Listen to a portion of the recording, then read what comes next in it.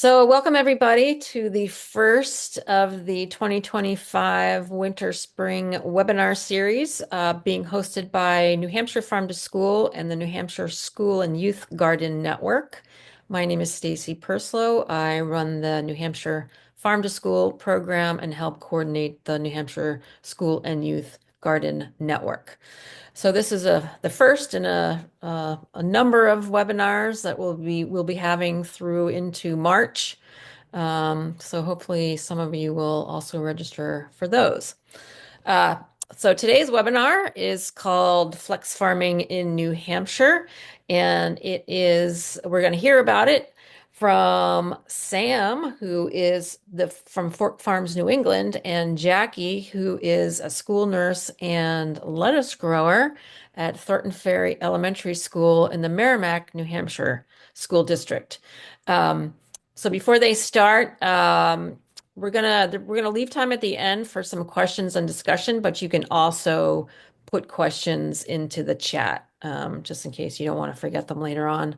But we'll try to answer questions at the end of this presentation. And because there's not a huge number of folks on, I'd love to do some introductions so we know who you are, where you're coming from, whether you have any experience with hydroponic farming or gardening, and if you're interested in doing that, and that's why you're here. So I'll just call on folks, and you can just introduce yourself and tell us a little bit about yourself. So I will start with Crystal. Hi, I'm Crystal Gendrew. I'm with the Amherst, Sauhegan, and Mount Vernon School District in New Hampshire. And I don't have any real experience with myself with hydroponic, but before I transitioned to child nutrition, I ran a year-round farm market store in the Seacoast, farm at Eastman's Corner for about 3 years. Oh, Yeah, okay, so sure. we had a year-round farm, greenhouse and different sites where we would sell local and partnered with the Three Rivers Alliance and local foods and farms. So very interested, and it's something near and dear to my heart that I want to bring to schools. Great. Thanks, Crystal. How about Yeah. Brian? Hi, I'm Brian Jersky. I'm the Farm to School coordinator for the Northampton Public School District in Massachusetts. We don't have experience yet, but we have met with Sam a couple of times, and are in the process of hopefully working with him and their system soon, very soon, hopefully. Great. Thanks, Brian. Welcome. Is it Cinzia or Chinzia? Cynthia. Chinthia, yep. I am the other lettuce lady slash school nurse from Thornton's Ferry. I work with Jackie, Oh, and we have two of the flex farms, and we're absolutely loving it. So, fantastic. Can't wait to hear sorry about for no video. I'm in the car, so no video. it. Okay. Taylor. Hi, I am the Farm to School coordinator for SAU 7 in Northern New Hampshire. We recently received one of the hydroponic systems for the school in Stewartstown. I have very little experience with hydroponics, but I did just recently get a smaller system for my own home. So I've been working with that to try to learn a little bit, and I'm excited to learn more. Great. Thanks, Taylor. How about Naomi?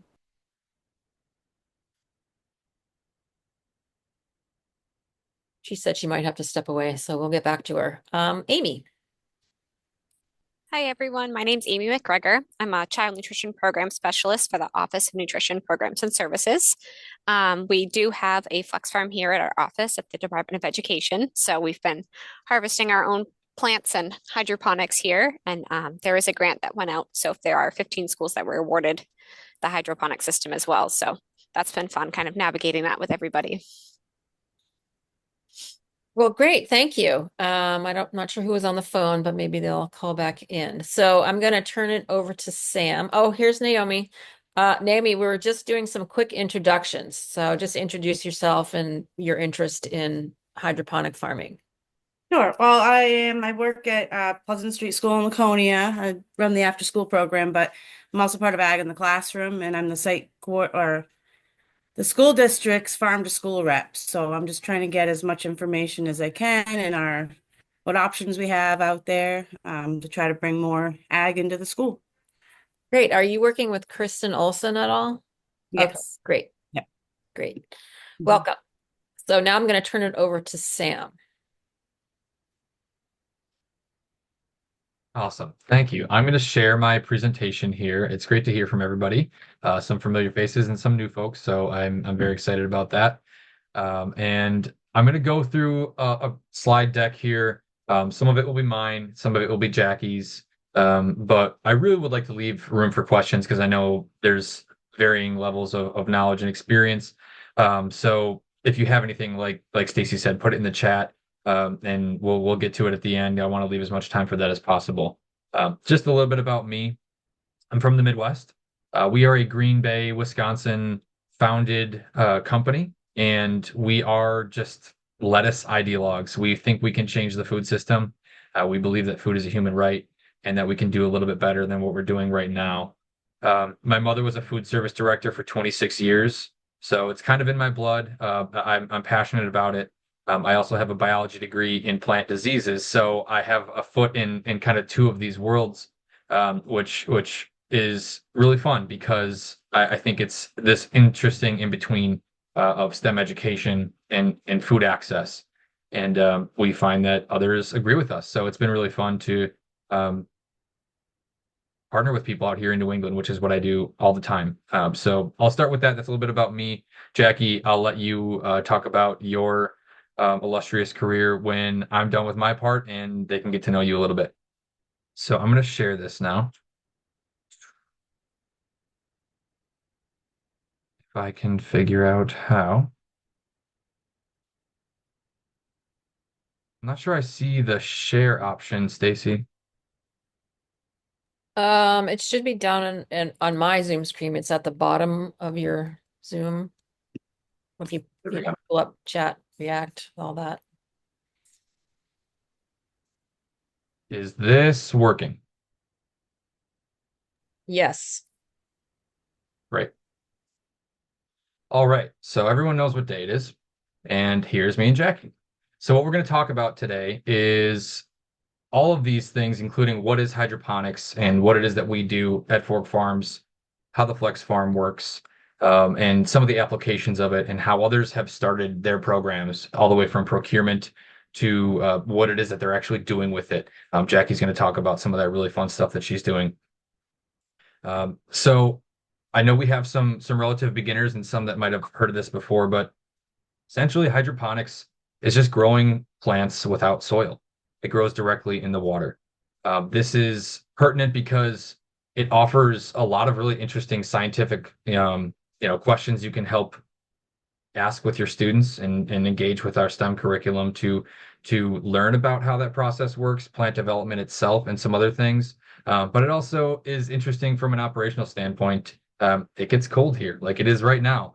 Growing plants indoors in water allows you to grow year round, and for much cheaper because it grows much faster than it does outside with traditional farming practices. So, there's a lot of different ways this can happen. If you really want to educate yourself on this, it's a deep rabbit hole, but YouTube has all the knowledge. There's our website and others. There's lots of different ways hydroponic systems can work, including NFT shelf systems and aeroponic, aquaponic. There's a rich history here and a depth of knowledge you can dive into, and it's pretty interesting. So as a company, we're certainly not dogmatic. There's a lot of ways that growing food, we're required to grow food in ways that can be very engaging for your students. Greenhouses are common, outdoor raised beds, traditional farming, and they all have a place, and they're all actually critical, I think, to have a holistic view of our food system and to prepare students and adults for true participation in the food system and knowing where their food comes from. I did want to call out a couple of reasons why, in our opinion, hydroponics and the Flex Farm are specifically well suited for the K through 12 environment, because it requires a little less maintenance. Nobody wants to go and weed a garden in July when there's no students there and school's out of session. So sometimes it can be a little bit more of a lift to actually get the food that you want at the time you need it with traditional farming practices. Greenhouses can be expensive. And it does offer a longer growing season than traditional farming. But again, all of these I think are critical, but all have their advantages and disadvantages.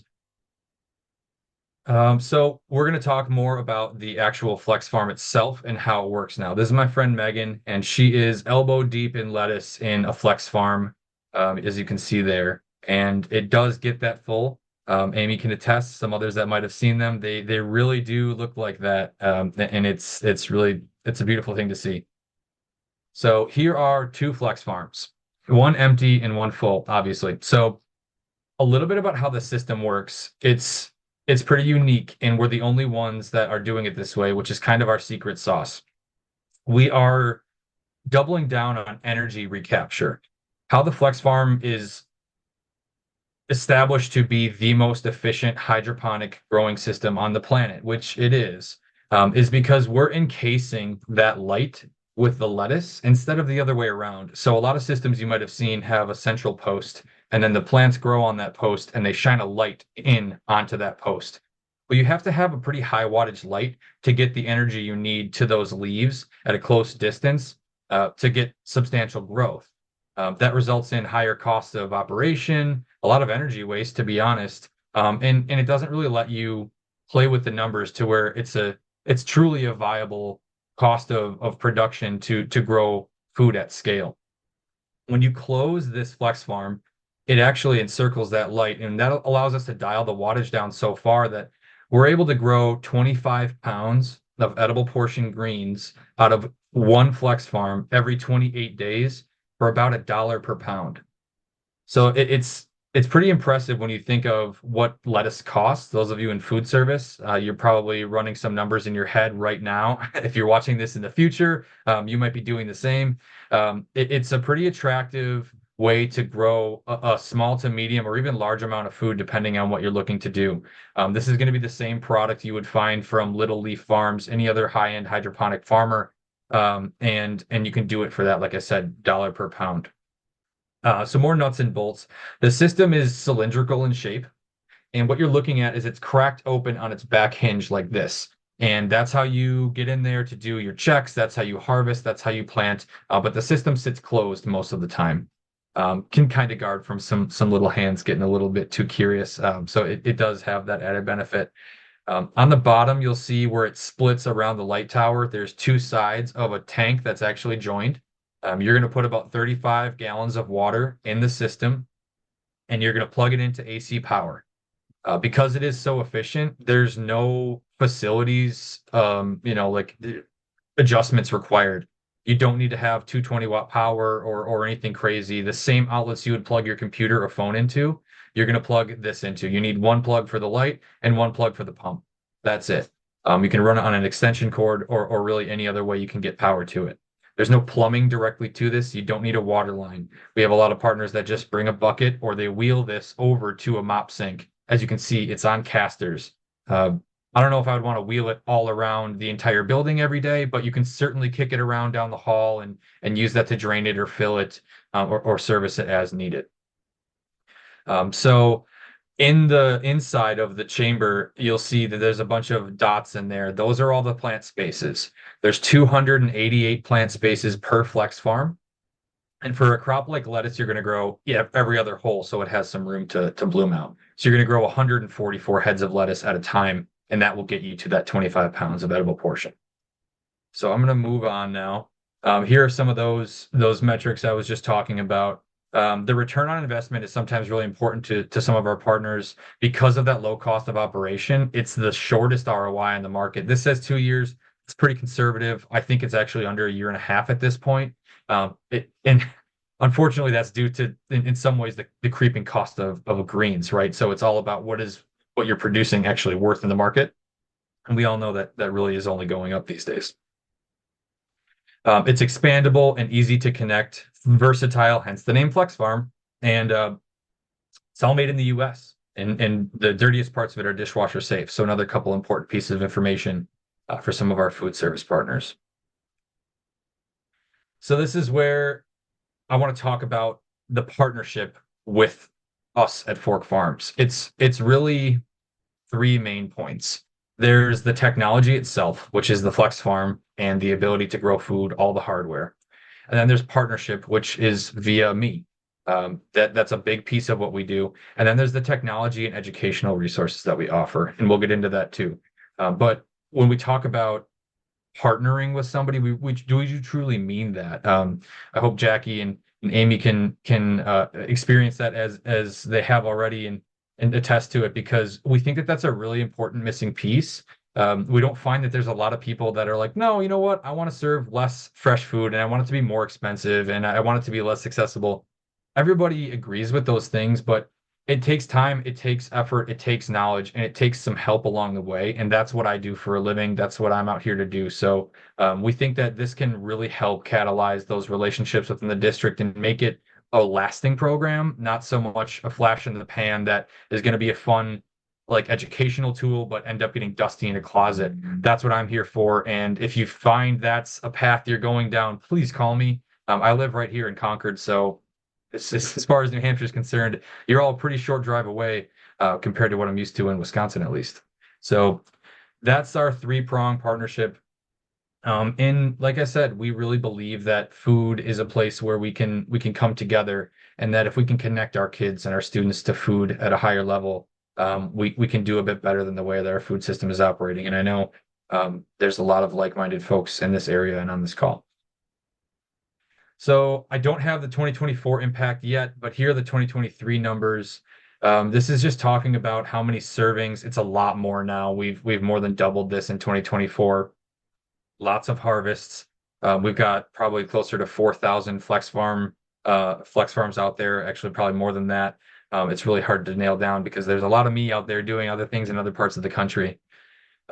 This is what's really fun. So if you're interested in sustainability, or you have a sustainability club at your district, or even a sustainability coordinator or something like that, these are really interesting metrics that you can pull for either one flex farm, or if you're interested in one at each school, or you want to do something about just overall impact, like something like the DOE office is doing and Amy's doing. We can pretty easily find out what those numbers are, how many gallons of water we've saved, how many food miles we've not had to drive, and carbon not released into the atmosphere, which is obviously great. So my mom hates this slide. I show it to everyone. I think it's great. That's her in the green shirt. She doesn't like the way her hair looks, but I think it looks fine. This is a real picture of her first harvest when she was a food service director. She was the first one to have flex farms in her district. That picture right there is her and her assistant. That's all of the lettuce they got out of their first crack at 1 month with a flex farm. So those of you in food service, you can kind of visualize what those Cambros size are, and how much lettuce that really is. And obviously you can see they're pretty stoked about it, and they should be. Another thing on this slide is on the upper left, that other photo is showing you the Flex Connect. This is the ability to join multiple flex farms together on one unified water system. So if you're thinking, well, yeah, that's great, one is cool, but maybe I want to feed my whole school or my whole district, the flex farm is scalable, and we have as many as 18 to 50 of these in one room. And at that point, you're talking about a commercial scale lettuce farm. Not trying to scare anyone, but some folks have grown into that, and that's their goal, is to not buy lettuce anymore. So all this to say, if you have big aspirations, I'm excited to walk down that path with you, and it can be really fun. Here is just a small amount of the things you can grow in the flex farm. Really, the answer is you can grow anything that grows above ground, and some that grow below. We had an errant radish seed in one of them one time. It was kind of funny, but it did grow. But it's engineered for your leafy greens, and herbs do very well. So your culinary herbs like cilantro, basil, all the thyme, all that stuff does very well. Really, any lettuce variety, it just grows so fast and so efficiently, and you can grow them together. So you could do half lettuce, 1/4 kale, and 1/4 smattering of different herbs all at the same time. I mean, it will grow fruiting plants too. You can see in one of those photos, there's a little cucumber. They taste great. They're extremely sweet, and you can trellis the Flex Farm with these little dowels and grow a number of things like tomatoes, cucumbers, strawberries, and all sorts of fun stuff. Some more culturally relevant foods you can get into, uh, collard greens, bok choy, tatsoi, and all those kind of oddball herbs like cinnamon basil or holy basil. Or I've grown shiso in mine, which is a Japanese herb. It's great, and you can really think out of the box with that. If you're in school nutrition or just in the classroom and you want to know what is it really like to take care of one of these things, what I'm going to talk about mostly on this slide is the maintenance section. Um, what we're talking about is it's hard to nail it down because Flex Farm program can be as simplified or as complicated as you want it to be. It depends on your level of engagement, right? I have one in my basement, and if I just need to go down there and do my weekly maintenance or even twice a week maintenance, I can knock out my check over in about 5 minutes, 10 minutes. That's all it would really require is 5 to 10 minutes per week. If you're engaging with a classroom of students and they want to take care of it and they want to be a part of it, maybe that is a bit longer, but again, that depends. That weekly check is really just three things: water level and water flow. So you have to make sure there's enough water, that there's no clogs, and it's getting to the back of all those plants properly. And then the pH, just like you remember in high school chemistry, there's a little vial and a little dropper, and you put the drops in there, you shake it up, and you read the color. Super simple. If you need to adjust the pH, you just add some of the included pH buffer. And then your nutrients, which is just a TDS reading. There's a little meter that comes with the Flex Farm. Put it in the water. Essentially, there's a number that you read, and it tells you if you need to add anything, and a simple calculation will tell you how much, if so. Monthly, it's going to take a little longer to harvest, probably about an hour, possibly longer if you've got 30 very excited fifth graders that want to take part in it. It can be a very fun day, but it can take a little longer. So again, depends on the nature of your program. And then we're going to plant on that same day, maybe a quick wipe down or clean. That'll take an hour and a half, tops, maybe less. But we only recommend you really break down the Flex Farm once or twice a year. So that'll take a little longer. Like I said before, the panels, the dirtiest part, are dishwasher safe, but it will get a little green. It will get a little dirty. We are farming after all, so it will get a little farmy, and that's okay. But once or twice a year, we recommend we make sure it's nice and clean. There's a lot of ways to engage the community and the district and the parents and a lot of other people. I won't spend too long on this slide, but if you have ideas or questions about this, ask me, ask others, and if you are wondering what can be done or what has been done, happy to share tons of stories and ideas. If you're wondering how can I possibly serve this, my health inspector won't go for it. We have some things that will slide right into your HACCP plan.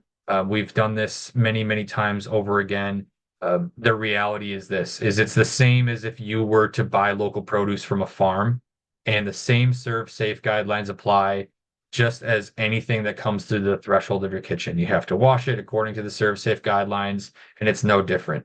Kind of my take on it is, I know it might seem counterintuitive to say that it's actually cleaner than what comes from outside, but if you think about it, how many students could possibly touch a leaf of lettuce in your kitchen or classroom is nowhere near the amount of creatures or hands that probably touch it before it reaches the shelves at Cisco or even Walmart, wherever you're buying your greens. So there's no pesticides on it. It's grown indoors. You know exactly where it came from. So it can be a little unorthodox to think about serving something that was grown right there, but we find that if you just ask the right questions, we've overcome every obstacle. Here is our last option. This is a letter that again my mother used to get the health inspector to sign off on it, and this has gotten us through any questions that have been asked about food safety. So happy to share this if any of you think you might need it.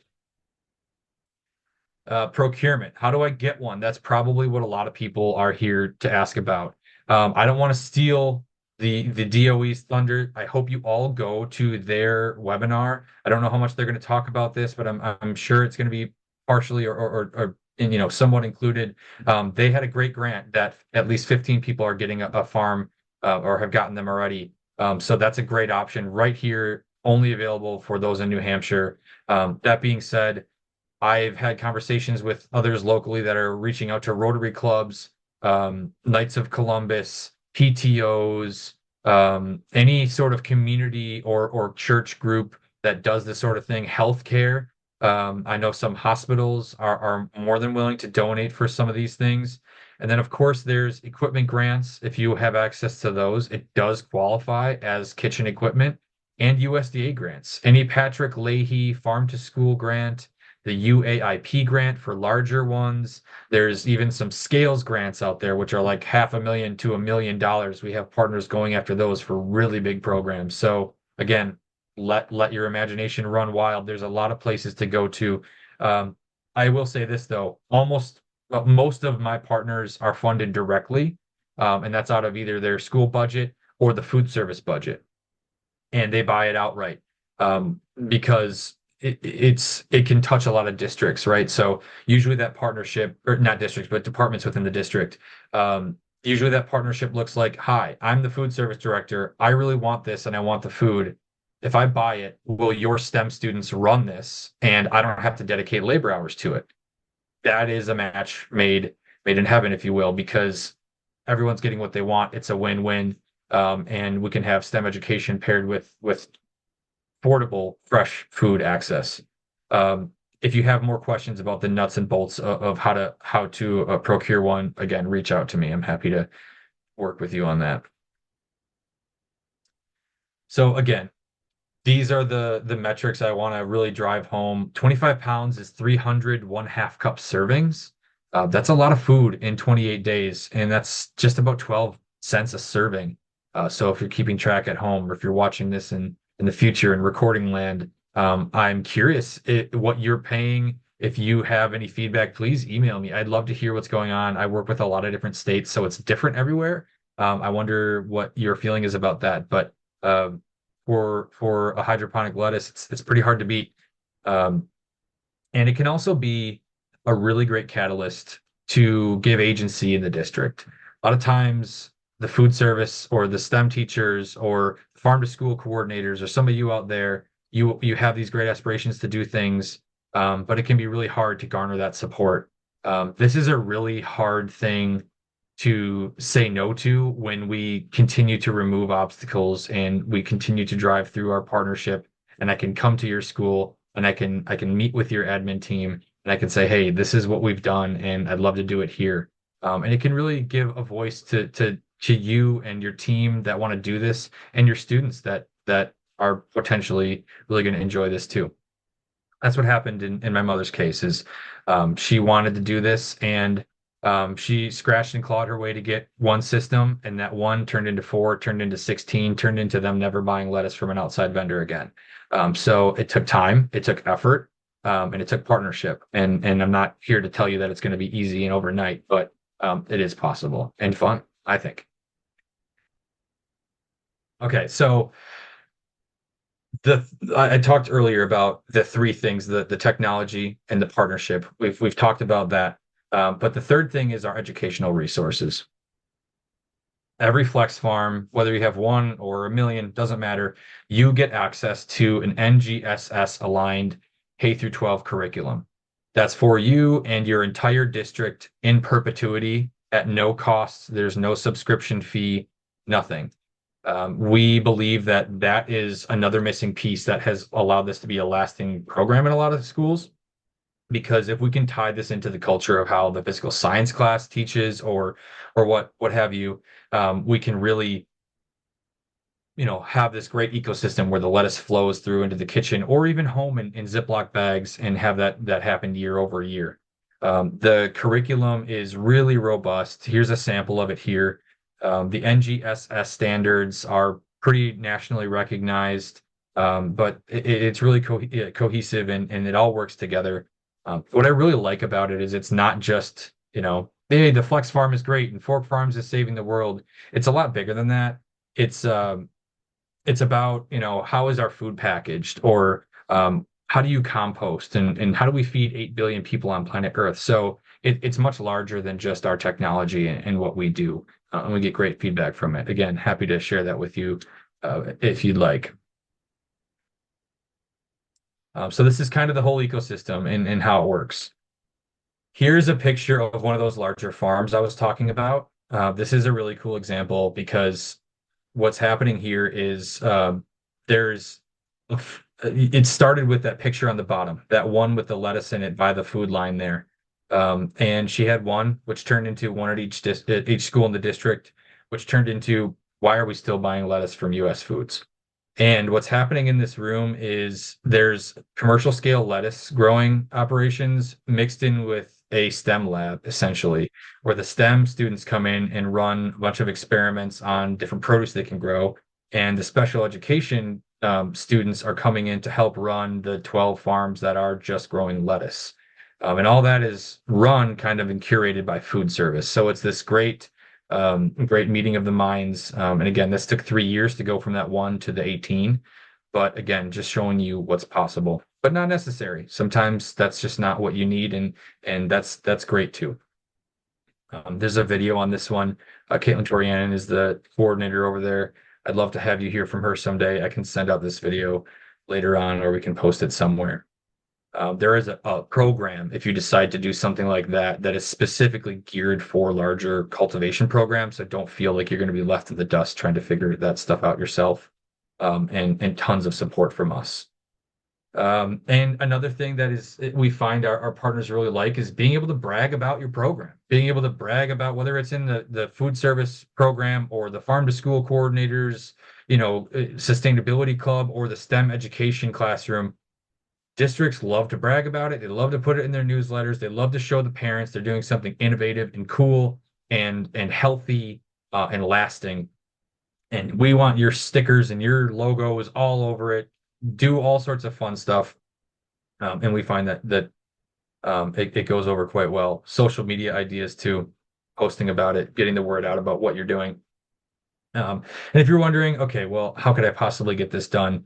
First of all, each flex farm is 3 feet by 3 feet. So it's pretty small, and you just need a couple more feet to open it up. But in this example, you can see on the bottom right there was just this weird, like, graveyard of equipment that everything went to go and die in the boiler room, and they didn't want to deal with it, right? It was just old chairs and desks. Well, nobody really needed that. We convinced them to get rid of all that stuff, paint the walls, and just pull some outlets. And I don't have a picture of the end result here. I probably should, but there's 12 farms in this boiler room for almost no facilities cost, just moving some outlets. They're able to grow a substantial amount of food in the basement of this school, and save some money on lettuce. So just an idea of you can get creative with underutilized spaces, corners of classrooms, and even basements. I'm going to hand it off to Jackie now. She's going to tell you all about the amazing things that she's doing, and the way that she's engaging her students as a school nurse slash lettuce farmer slash nutritionist and educator. She's becoming all sorts of fun things. So take it away, Jackie. Thanks, Sam. So I hope that my internet will be stable enough for this because it turns out we're hosting a district staff meeting right now. So there's like 4 other schools here. So like Sam and Stacy said, I am a school nurse down in an elementary school in Merrimack. I've been here for 11 years. We are pre-K to 4. And our story, that's Chintzia in the picture as well. She's on this call too, so she's the other nurse here. And our story just kind of starts almost around this time last year, actually. And we've always both kind of really been passionate about fresh food and giving our kids the healthiest, freshest, best things that they can have for their bodies, right? As school nurses, we really care about nutrition and whole child. And so we had always kind of dabbled in just talking about how can we do fun things at our school? How can we get kids more engaged? How can we introduce them to new foods or foods that you wouldn't think are new, but you'd be surprised how many kids have never tried a cucumber. We had a great kitchen manager that worked with us last year, and we just started these before we even did any gardening. We just started small Try It Tuesdays. So those of you in food services and school nutrition have probably heard of things like that. We were calling local grocery stores. We were asking Trader Joe's for donations. We were going through the, cabinets and freezers at our central kitchen looking for what could we do, what could we put together. And kids loved it. They loved Try It Tuesday. They loved trying new things. Broccoli salad made appearances on the menu after so many kids loved it. So we just kind of started to run with it and just figure out, what else can we do? We can't just keep calling grocery stores and asking for things. What if we grew our own produce? We had very overgrown school gardens outside. Of course, it was the middle of winter. How are we going to do this? We really want to capitalize on it. Last Christmas, I actually received a smaller hydroponic unit. So I had kind of been experimenting with that at my house for home use. And then we actually, Sam, if you want to go 2 more slides. So that's our Try It Tuesday. So this is what I had at my house. This is 2 units. So this is not from Flex Farms. But we had a little bit of kind of a special project money at our school that someone needed to use that would be benefiting the whole school. So we put in an application. We said, we want to start hydroponics for our kids. So we were able to purchase these 2 units with our funds. We put them right in the front hallway. You almost see them as soon as you walk in. The light has been amazing because we put it up in February and everyone thought they were at the beach. It was light therapy. And the kids would come down and we just kind of made up our own curriculum. And it took us probably from February to April with these 2 systems. And we were self-taught. And then we had our first harvest. So we kind of started this really small and really engaged the kids. They got to come and hands-on with the system.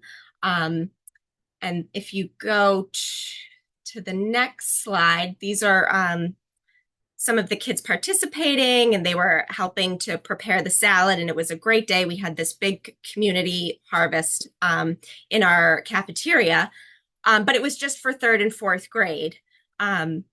So it was very small because each unit wasn't totally able to feed a whole grade level.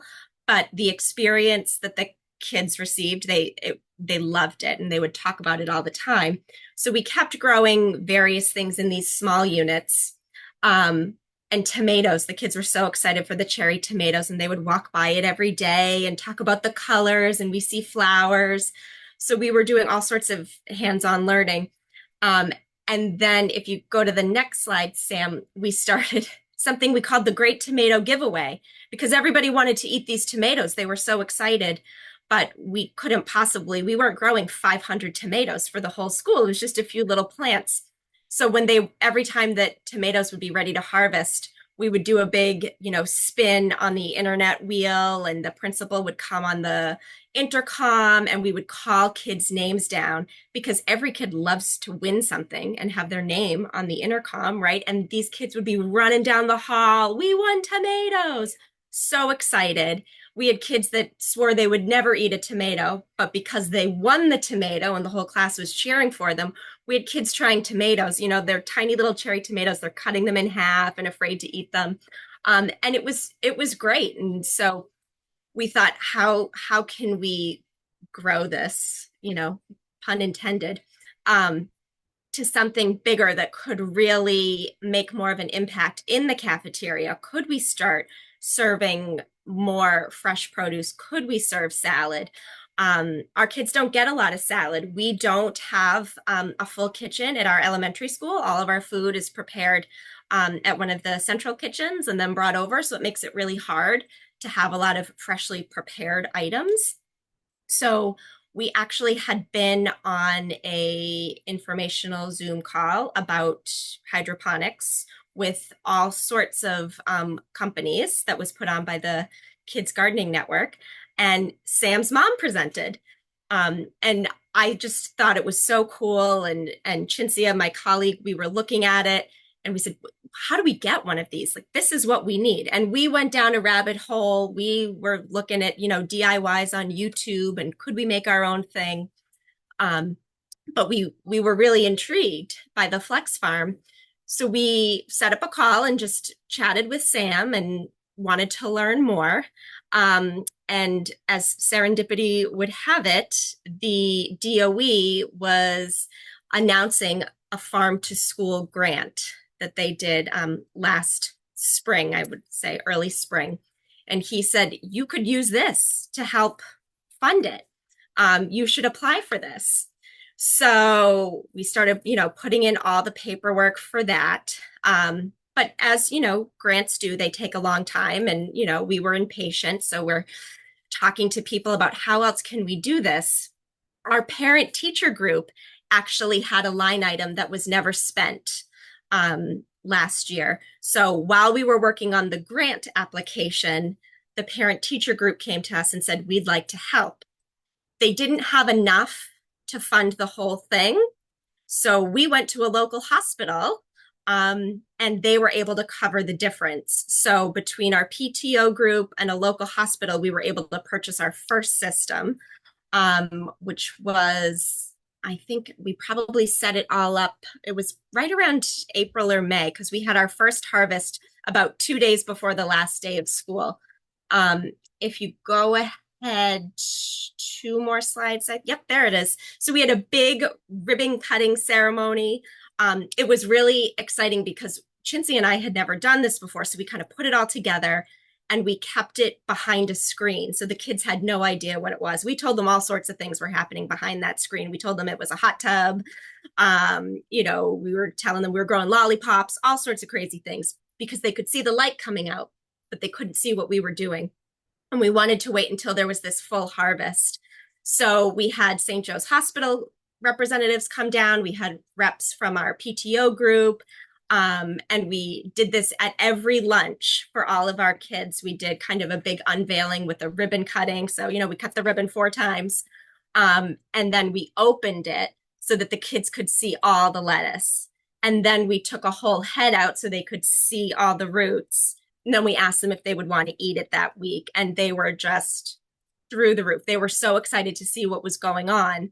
And so we had our first harvest. I think that's our next picture, was probably 2 days before the last day of school. Those little flowers that you can see on the right, we actually grew in the smaller systems that we started with.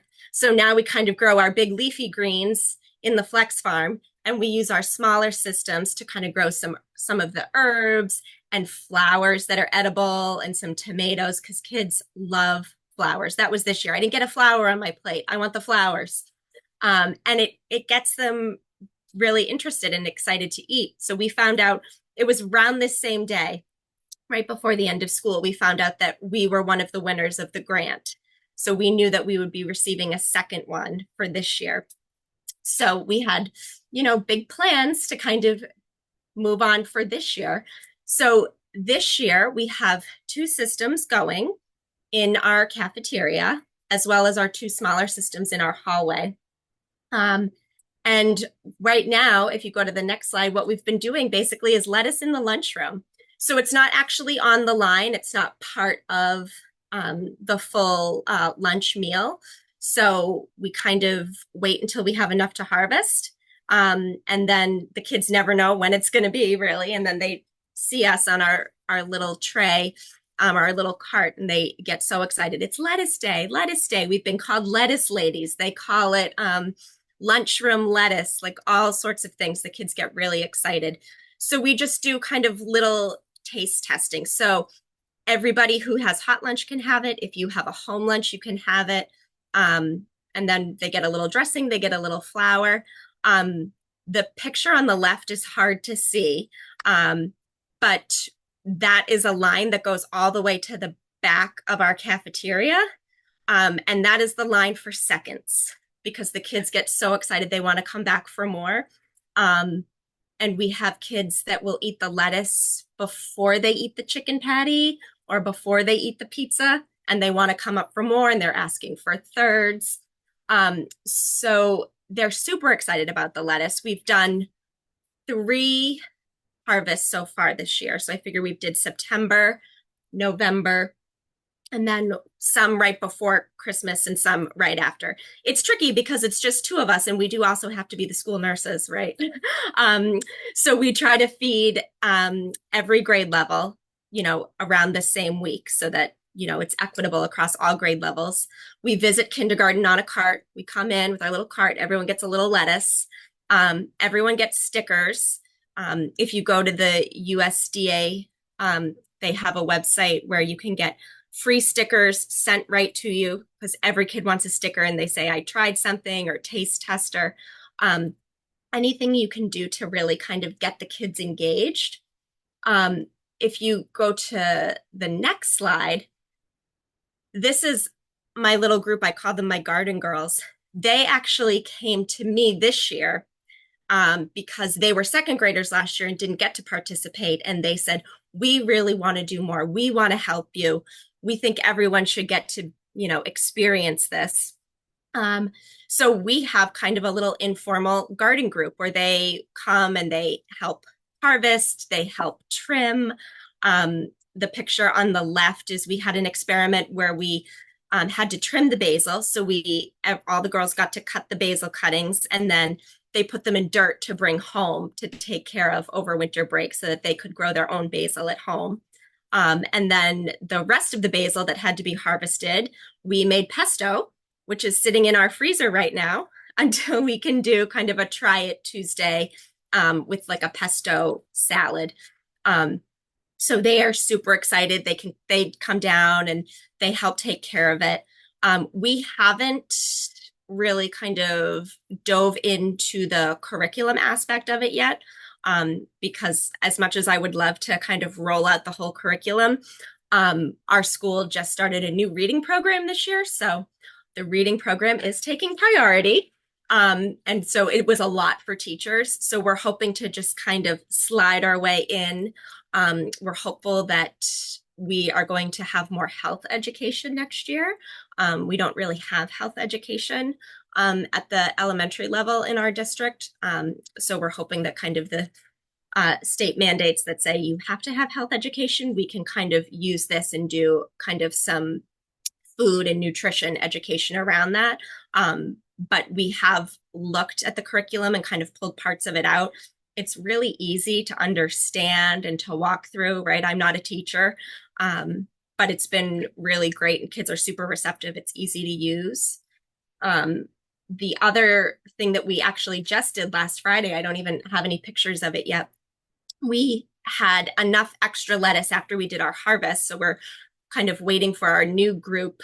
We call them babies, our new group of baby lettuce to be ready to harvest. We still had a few panels of lettuce that was ready to harvest. It wasn't going to be enough to feed a whole grade level without hearing, that's not fair. Third grade got it and fourth grade didn't. But we had to harvest it. So we harvested, I don't know, probably 15 bags. Every head of lettuce got its own bag. And we did a lettuce giveaway because the kids love, they love to win things, just like the tomato giveaway. A lot of them remembered it. And so they were able to bring it home. So these 15 winners got to bring a bag of lettuce home to share with their families. And we had some staff members that won as well. And the feedback has been great. We had a parent a few weeks ago who was in volunteering and just popped into our office and said, I just want to thank you for doing all this. She said, my kiddo is so picky. He would never try anything at home. He certainly wasn't going to have stuff at school. He's never going to buy a hot lunch. She said, but he's been eating the lettuce when you do it, and it makes him more willing to try food at home. And she said she's seen it just from, a few fun lettuce days in the cafeteria and the trying things that he's willing to try it at home. And that's really why we're doing what we're doing. We're really trying to expose kids, see where their food comes from, know that they can do this at home. They can make a little basil plant, bring it home, help their family learn something new, feed their family lettuce. So we're just looking to do more. So we just keep growing. We're hoping to have another harvest in a couple of weeks. And we've grown basil. The basil's growing like crazy. We probably harvest basil every couple of days. So we just keep making pesto and putting it in the freezer until we have enough for everybody. We've grown a few kinds of lettuce. And our spinach is actually doing really well. We're growing spinach. And so we just put that in with the the basil, and now it's making the pesto nice and green. And the kids are very respectful of the machine, right? We were really worried that kids would start touching things and little hands. Everybody knows, right? If you want lettuce and you want to keep doing all these fun things, that you have to be really respectful. And they're really engaged and super enthusiastic, and they love it. And it's been great. That's all I have. That's our story.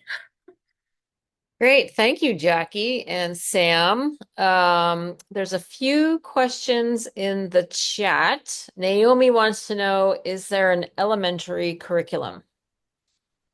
Yes, there is. It is K through 12. Can you guys still see this screen if I share it this way? I Yes. switch tabs? Yes, great. So this is formative. This is everyone that gets a Flex Farm gets an invite to this digital platform here, and you can have as many accounts as you want. So you can share this with anyone in your district. There's no limit to the amount of accounts you can have. You can all see all this stuff. Here you can see this is where our full K through 12 curriculum is. So this is where I'm sure Jackie's probably seen some of the stuff that she pulls. This is where a lot of our STEM placements pull their lessons from. And you can see each one of these, for example, how to feed 7.8 billion people. You can click into here and you can see all of the resources that come with this. Here's the overview, what standards you're teaching against, tons of stuff. Activity, you get a handout with this. You get a paper, a PowerPoint with each one of these lessons for every grade band. And then you can find here additional resources that we've vetted, government and other, reputable, National Geographic, sources like that, where if you want to expand the conversation outside of just our curriculum, a bunch of more resources and things like that. So this is kind of the format you'll see for each one of these lessons and each one of these grade bands. There's also a badging program, which is super fun for younger kids. You can print out these badges, and if they help build it, they get the builder badge. They help transplant, they get the cultivator badge. They love to collect things and gamify these things. So this is really fun. There's an activity guide, which is derived from the curriculum, but it's suitable for after school programs, things like that. It can be a little jargony, so maybe even more the middle school, high school level, but definitely something to pull from if you're looking for more inspiration. There's coloring books. There's educational videos. There's even the food justice toolkit, where if you're looking to have a conversation about our food system and how some Black and brown communities and others in this country and the world have been disproportionately affected by how our system works and what's happening out there and the historical underpinnings of how it's come to be that way. There's two different versions of this, Food is a Right and Let's Go Deeper, which are really in depth and informative. It can be a difficult conversation to have, but again, if you're looking to start that conversation, a good thing that we offer.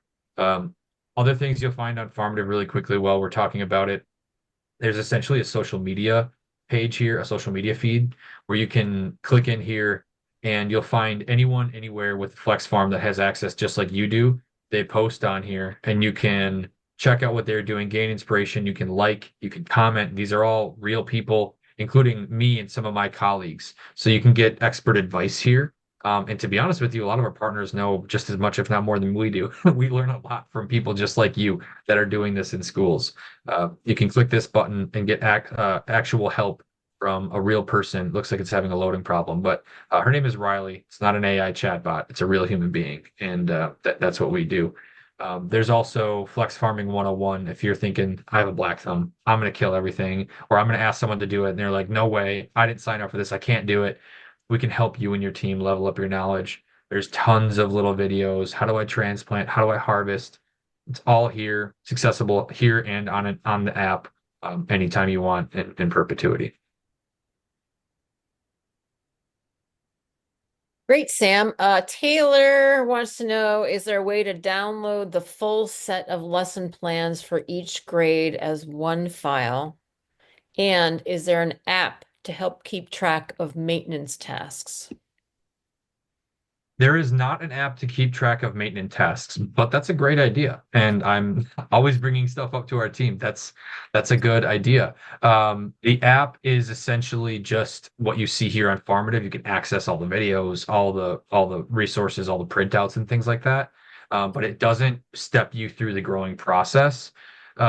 And can you repeat the first question, Stacy? It was Is there a way to download the full set of lesson plans for each grade as one file?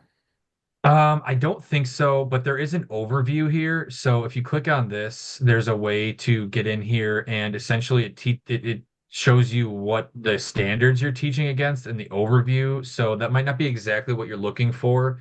Each one of these, excuse me, has a PDF handout and sometimes the PowerPoint as well as the overview. There is not one master download you can do. Um, but you could save it all together. And again, happy to, if that's a deal breaker for you, happy to figure out with my team if we can make something for you. Sam, could I say something? Sure. There's the data log. So we have that. It's posted like right by my computer. As far as keeping track of some of your maintenance things, we just kind of printed out a whole bunch of them when we got it. And so, because of course I thought, oh, I'll just remember everything in my head, right? And you don't. Um, so especially if you end up with more than one, right? You're like, oh, shoot, is it the left one or the right one? I highly recommend you name them if you get more than one too, because kids really like that. We've had contests with our smaller one, kids name them so we know which is which. But that data log you can just put in because there's not a ton of maintenance, but just if you know what your pH was, and if you added nutrients or not. And because we have two now, we just started our own kind of a Google sheet that kind of has everything that we've done. And that helps us keep track of who we've fed. Because again, if one class gets the flowers and the lettuce and one doesn't, it's not a good day in elementary school. But there is the basic kind of paper to guide you through. We pull that page out all the time, the adding nutrients. We go, wait, how many? Thank Yeah, you. yeah. To find an As easy. you can see here, there's a 20-page document called the Grow Guide, which you can print out or access digitally, which just steps you through all of this. And then that's a good point, Jackie. Thanks. With the data log, you can kind of, you know, document as you do, you know, in any other process of like what happened when. You can put in an initial there, who took care of it, which is also great when you talk about the sciences, and something that I learned a lot about when I got my bio degree, and even in high school, you start to learn about documentation and proper scientific methods, which is another great way. Are there any other questions, Stacy? No, but any final questions?